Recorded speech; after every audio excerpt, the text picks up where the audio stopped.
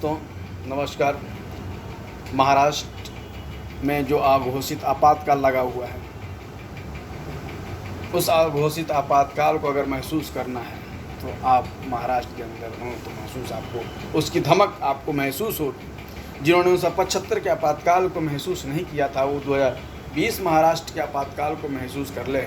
आपको समझ में आ जाएगा कि अभिव्यक्ति की आज़ादी की बात करने वाले लोग आज खामोश क्यों हैं। आज अभिव्यक्ति की आज़ादी और स्वतंत्रता की बात करने वाले लोग मुकदर्शक क्यों बने हुए हैं।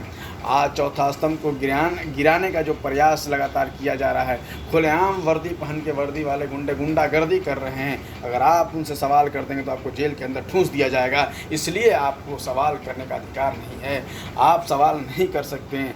किसी सत्य के साथ आप खड़े अगर राष्ट्र के साथ खड़े हैं, अगर सनातन परंपरा संस्कृति को बचाने के लिए आप खड़े हैं, तो आप उस पर सवाल नहीं कर सकते। अगर सवाल करें तो आप जेल के अंदर ठूंस दिए जाएंगे। आप आतंकवादी हैं। किसने कहा था आपको पाल भर साधुओं की हत्या के ऊपर आपको सवाल करने के लिए? किसने कहा था सुशांत सिंह राजपूत की हत्या के ऊपर आप सवाल करें? किसने कहा था दिशा सालियान की फाइल को डिलीट कर दिया जाता है, हत्या कर दी जाती है, उस पर सवाल करें? किसने कहा था? अगर आपने सवाल कर दिया तो आप गुनाहगार हैं, आप आतंकवादी हैं, आपको जेल के अंदर ठूंस दिया जाएगा।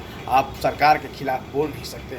आपातकाल इसे ही कहते हैं। और सबसे बड़ा सवाल, जहाँ यहाँ हिंदुस्तान की मीडिया खामोश है, इसलिए एक चौथे स्तंभ को जब गिराने का प्रयास किया जा रहा है, एक तानाशाही सरकार पुलिस के बलबूते गुंडागर्दी करने को आमादा है, साम दाम दंड भेद लगाकर उस तानाशाही सरकार एक अर्णव गोस्वामी के पीछे पड़कर उसको गिराने का प्रयास किया जा रहा है। और तमाम मीडिया मुकदर्शक बनकर चुपचाप देख रही है, तमाशबीन बनी हुई है। लेकिन बेशरम, बेहाया, निर्लज उन मीडिया वालों से मैं कहना चाहता हूँ, बिक जाओ।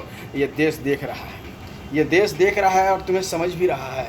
तुम बिक जाओ, तुम दलाली करो, तुम महाराष्ट्र सरकार की चाटुकारिता करके, लेकिन देश के अंदर 130 करोड़ जनता के अंदर, जो हिंदुस्तानियों के अंदर जो अर्णव गोस्वामी के लिए दिलों में जगह है, वो कहाँ से लाओगे?